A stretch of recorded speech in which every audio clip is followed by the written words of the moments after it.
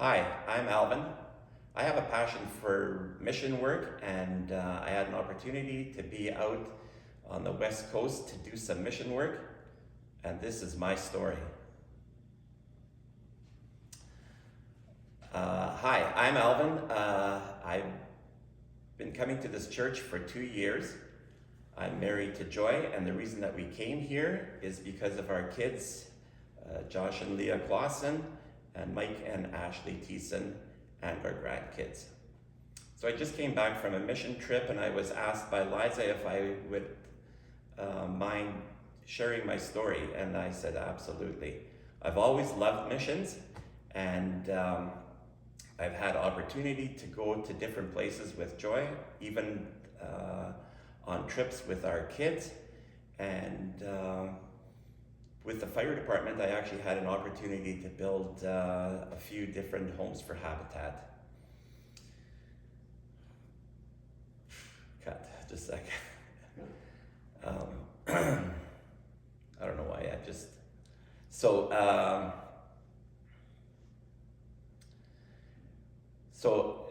after I retired, I had an opportunity given to me by a friend who asked me if I would be interested in going down to Texas to build some homes.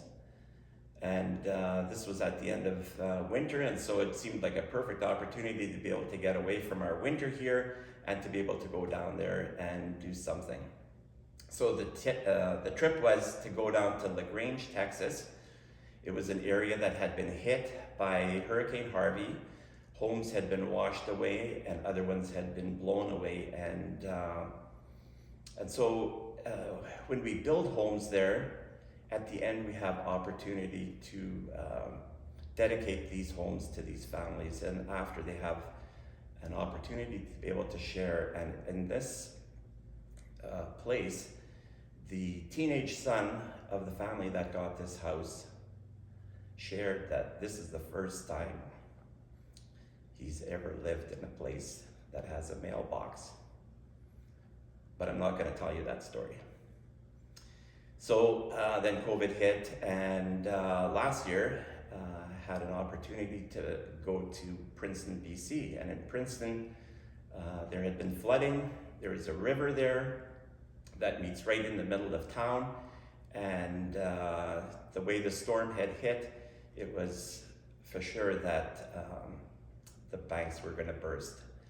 So we heard a story there from a woman who was about my age. She said she was at a place in her life that she was considering suicide.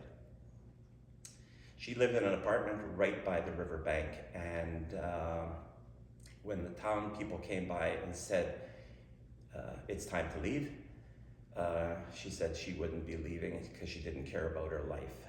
So in the middle of the night, the river burst its banks. Her apartment filled up with 5 feet of water. Everything was floating. Her fridge tipped over. She spent 2 days on her fridge floating in her apartment block. She told a story that on that fridge, she met Jesus. But I'm not going to tell you that story. So last year, or this last trip here now that I just went on, is to Monty Lake. In Monty Lake, what happened there is a forest fire, and it wiped out, it was the White Rock Lake fire that came through the community of Monty Lake and wiped out all the homes in that area.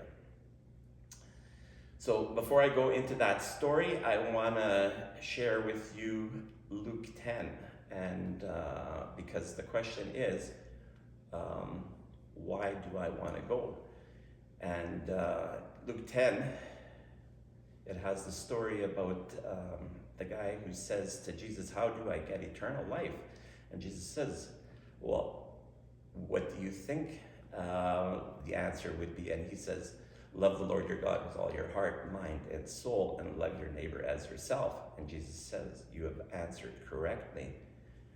But the man says, who is my neighbor? And so I just want to read you that story from the Message, because it actually tells it a little bit better. Just then a religion scholar stood up with a question to test Jesus. "Teacher, what do I need to do to get eternal life?" He answered, "What is written in God's law? How do you interpret it?" He said that you love the Lord your God with your passion, prayer, muscle, intelligence, and that you love your neighbor as yourself. Good answer. Do it and you will live. But looking for a loophole, he asked, just how would you define neighbor? And so in that story, I find ourselves a lot of times, instead of saying, let's go and do something, we want to be that, we want to be those people that first figure that out, because we know that that's going to buy us time.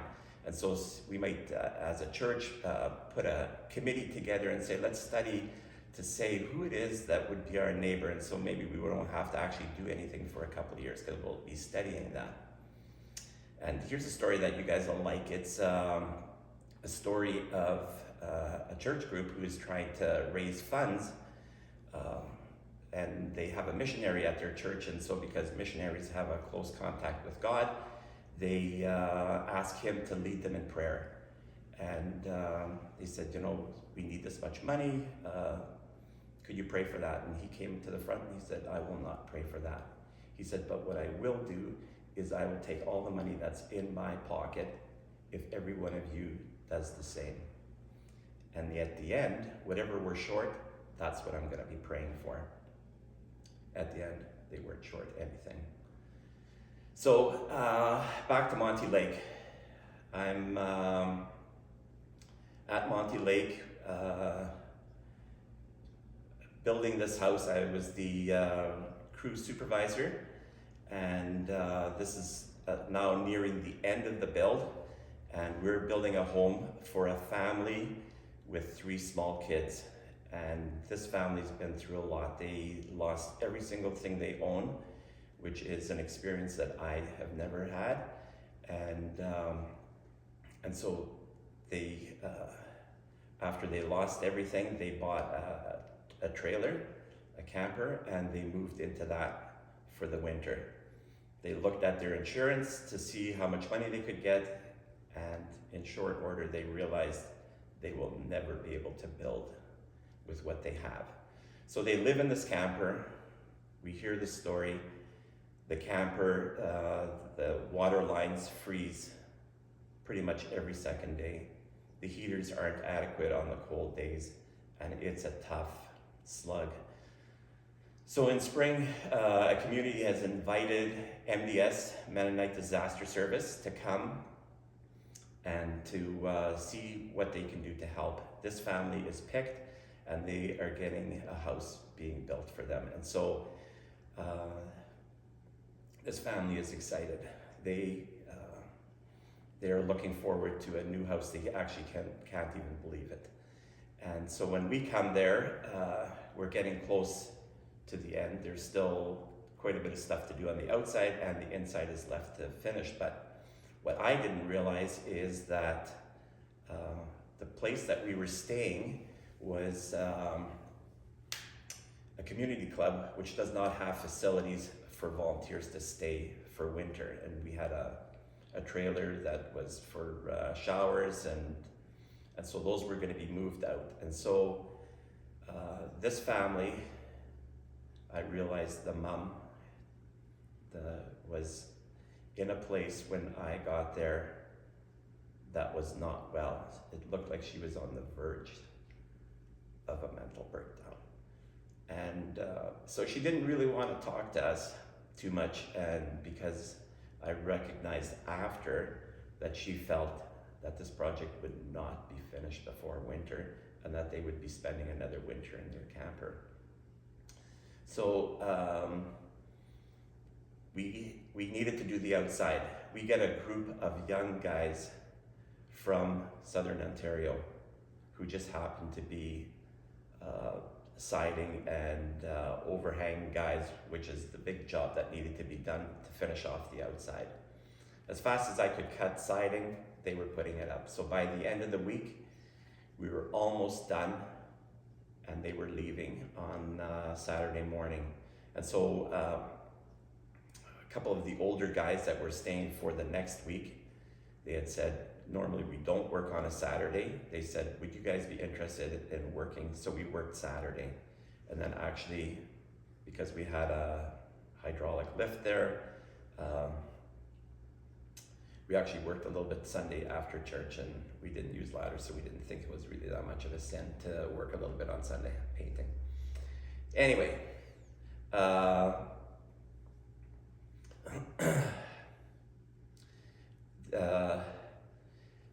there was an absolute turnaround after that weekend with Tammy and Dustin. I had opportunity to stand and talk with them, and they shared a little bit about their story of the Christmas they had from the year before, and how bad that had been. And by having the outside of their home finished, they actually felt that this is a possibility still for this year. So we get the next crew, they come in Sunday night, and I see the people that are coming in. I'm the youngest guy in the group. We got a lot of old guys. I was expecting some guys to be coming in there with a walker and on oxygen, but it didn't happen. But anyway, so we need to finish the inside. We have to do hang doors, do all the trim, put on flooring. And so the first guy that comes in, I said, Jim, what can you do? He says, I'm a finished carpenter. I said, oh man, thank you. I said, you're gonna be doing all the trim. The next guy, Rudy, he says, I've been a contractor all my life. I said, okay, we need to hang all these doors. One problem. The guy who framed this place made all the openings half an inch too small. Drywall's on, walls are painted. He said, no problem, I'll take care of that. It was just one, no matter what we needed, we got. By the end of that week, we were so close to being finished that it wasn't even fun.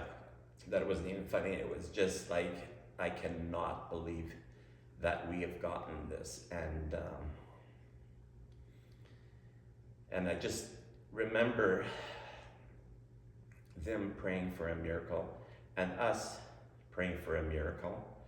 And I just had this this voice from God who said, Al,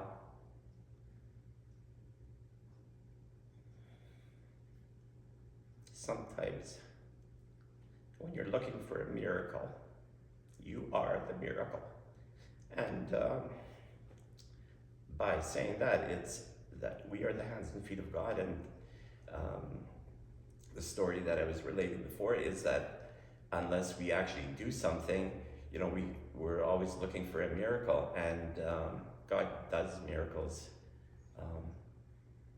but sometimes we are the miracle, we are the people that are involved. And so this was an exciting time.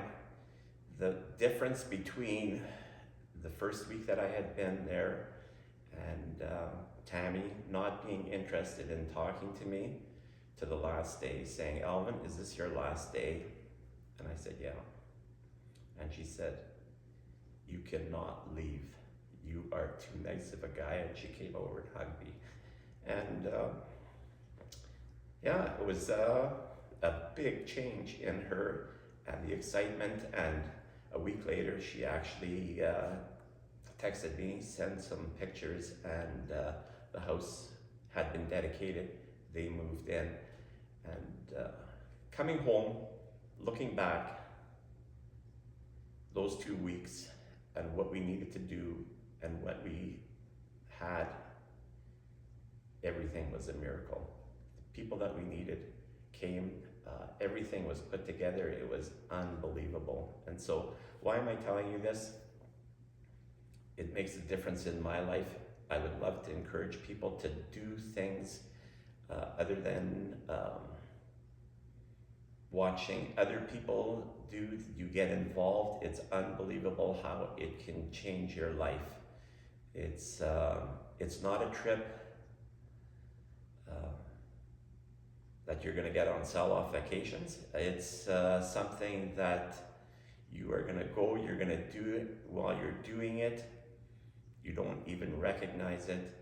When I came home, it takes a couple of weeks to debrief and actually realize what happened. And so, yeah, changed my life. Thank you.